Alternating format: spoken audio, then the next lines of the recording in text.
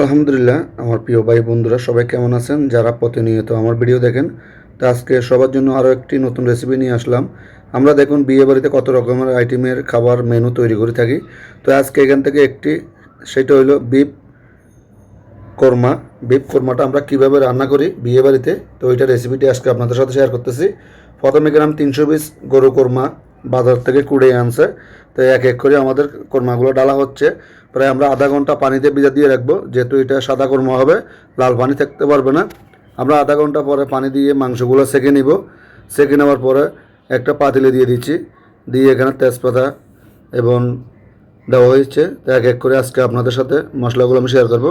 এখানে 300 পিস গরু কোরমার জন্য 150 গ্রাম পরিমাণ লবণ দেওয়া হচ্ছে। লবণটা এখন পরিমাণ মতো দিব। 20 হইতে 25 গ্রাম হলুদ গুঁড়া। আপনারা চাইলে হলুদটা না দিয়েও পারেন, কিন্তু হলুদটা দিলে হালকা কালারটা সুন্দর হবে। এখানে দেওয়া হচ্ছে 700 গ্রাম পরিমাণ টক দই। ভালো কোম্পানি টক দইটা, ভালো কোম্পানি হইতে হবে। এখানে আমি দিয়েছি 700 গ্রাম টক দই। 300 গ্রাম আদা, 300 গ্রাম রসুন একসাথে ব্লেন্ড করে নিয়েছি, দিয়ে দেওয়া হচ্ছে এক এক করে। আপনাদেরকে আজকে সঠিক আমি ইয়াটা বলতেছি, আপনারা অবশ্যই আমার রান্নাটা দেখে শিখবেন। এখানে দেওয়া হচ্ছে 70 গ্রাম জিরা বাটা এবং 50 গ্রাম হয়েছে পোস্তা বাটা, এবং দেওয়া হচ্ছে কাজু বাদাম এবং চীনা বাদাম 200 গ্রাম পরিমাণ একসাথে মিক্স করে নিয়েছি, 200 গ্রাম পরিমাণ। তারপরে দিচ্ছি পেঁয়াজ কুচি এবং নারকেল দেওয়া হয়েছে একটা পরিমাণ। পেঁয়াজ দেওয়া হচ্ছে প্রায় 1 থেকে 1.5 কেজি পেঁয়াজ। কোরমা যেহেতু বিভিন্ন মশলা পড়ে, পেঁয়াজ বেশি প্রয়োজন হয় না। এখানে দেওয়া হচ্ছে 700 গ্রাম পরিমাণ কাঁচামরিচ। এখানে কোনো লাল মরিচ হবে না, অনলি সাদা কাঁচামরিচ দিয়ে একটু মিষ্টি ঝাল হবে কোরমাটা।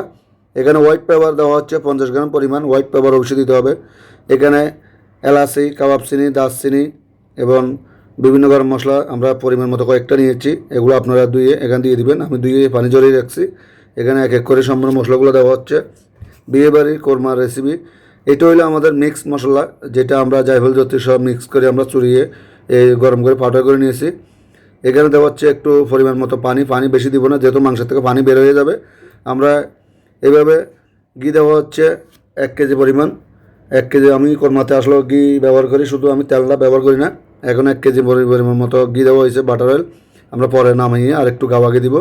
এখানে 1 জগ পানি দিয়ে আমাদের এই মাংসটা চুলায় বসিয়ে দেওয়া হয়েছে। প্রথম মাংসগুলো আমরা ভালো মতো উতরানি একটা ভাব আসলে মাংসগুলো একটু চেপে দিব, যেন চারিদিকের থেকে পানিগুলো ঠিকমতো বের হয়ে যায়। এইভাবে চারিদিকে আমি ভালো মতো একটু চাপি দিছি যেন মাংসটা বসে যায়। তো এইভাবে আমরা প্রায় 10 থেকে 15 মিনিট পরে মাংসটা যখন ভালো মতো উতরে তারপর লাড়া শুরু করি। এই দেখুন এখন কোরমাগুলো মাত্র লাড়া শুরু হচ্ছে। এইভাবে আমরা প্রায় 60 মিনিট, 50 মিনিট থেকে 60 মিনিট আমরা মাংসগুলো কষাইব। কষানোর পরে যখন 80% কোরমাগুলো সিদ্ধ হয়ে যাবে, 80% পর্যন্ত আমরা মাংসটা চুলার দাবে কত পরপর দাবে দাবে লাড়বো এবং রান্না করব। আমাদের এখানে যত কাঁচামরিচ, পেঁয়াজ, যত মশলাগুলো দিয়েছি সবগুলো মাংস সিদ্ধ হইতে হইতে মিকিন হয়ে যাবে। এখানে কোনো কিছু আপনি পাবেন না। কাঁচামরিচ চাইলে আপনারা এই ব্লেন্ড করে দিতে পারেন বা বেটে দিতে পারেন। আমি গোড়া দিয়ে দিচ্ছি। গোড়া দিয়ে দিলে মাংস সিদ্ধ হইতে হইতে মাংসের যে পেঁয়াজ, কাঁচামরিচ এগুলো থাকে না, এগুলো গলে যায়। তাহলে আমার মনে হয় না যে ব্লেন্ড করতে হবে। অনেক সময় খাসি কোরমার জন্য একটু ব্লেন্ড করে দিই, কারণ খাসি কোরমাটা হয়তো সময় লাগে না। গরু কোরমাটা অনেকক্ষণ আমরা রান্না করি, প্রায় 60 মিনিট মাংসটা সিদ্ধ করার পরে আরও প্রায় 1 ঘন্টার মতো আমরা দমে ফেলে রাখি, ওখানে 20% দমে আসে। তো আমাদের মাংসগুলো কষানো হয়ে গেছে। এখানে দিতেছি আমি 1.5 কেজি পরিমাণ দুধ। এটা 1.5 কেজি পাউডার দুধ আমি গুলি নিয়েছি। গুলি নিয়ে এখন পাউডার দুধগুলো দেওয়া হয়ে গেছে। দিয়ে বালতিটা দিয়ে আর একটু পানি দিব, যেহেতু কোরমাতে একটু রসা রসা থাকতে হবে। আমাদের চট্টগ্রাম ঐতিহ্যবাহী কোরমা, এটাতে একটু অবশ্য জল থাকতে হবে। যেটা জাল কোরমা রান্না করি ওটা জল থাকে না, ওইটা হলো রেজালা, ঢাকা রেজালা। তো আমাদের এটা সাদা সাদা কোরমা, সেই জন্য অবশ্যই জল থাকতে হবে, কারণ আমাদের চট্টগ্রামে কোরমার জলটা একটু চাহিদা বেশি, সেই জন্য আমরা কোরমাতে একটু জল রাখি। এই দেখুন আমাদের মাংস প্রায় 80% কিন্তু হয়ে গেছে। আমরা এখন দমে দিয়ে দিচ্ছি। দমে এইভাবে আরও 1 ঘন্টা থাকবে। এখানে দেওয়া হয়েছে মিক্স মশলা। মিক্স মশলা মানে জায়ফল, জত্রি, এলাচি, দারচিনি, কাবাব চিনি এবং সাইজের যতগুলো এক্সট্রা মশলা সব আছে ওগুলো মিক্স করে আমরা পাউডার করে নিয়েছি। এখানে একটু বেরেস্তা দিয়ে আমাদের কোরমাগুলো প্রায় 80% হয়ে গেছে। এখন এইভাবে 20% দমে থাকবে। 20% দমে থাকার পরে মাংসটা একদম সফট হয়ে যাবে। এখনও ঝোলটা একটু কিন্তু পাতল আছে। এই আরও 1 ঘন্টা পরে যখন আমরা দমের থেকে তুলব, মাংসটা একদম ঝোলটা মাখা মাখা হয়ে যাবে, কালারটা আরও সুন্দর হবে। তো যারা প্রতিনিয়ত আমার ভিডিও দেখেন, আজকে এই কোরমা রেসিপিটি আপনাদের সাথে একটি বড় ভিডিও শেয়ার করলাম।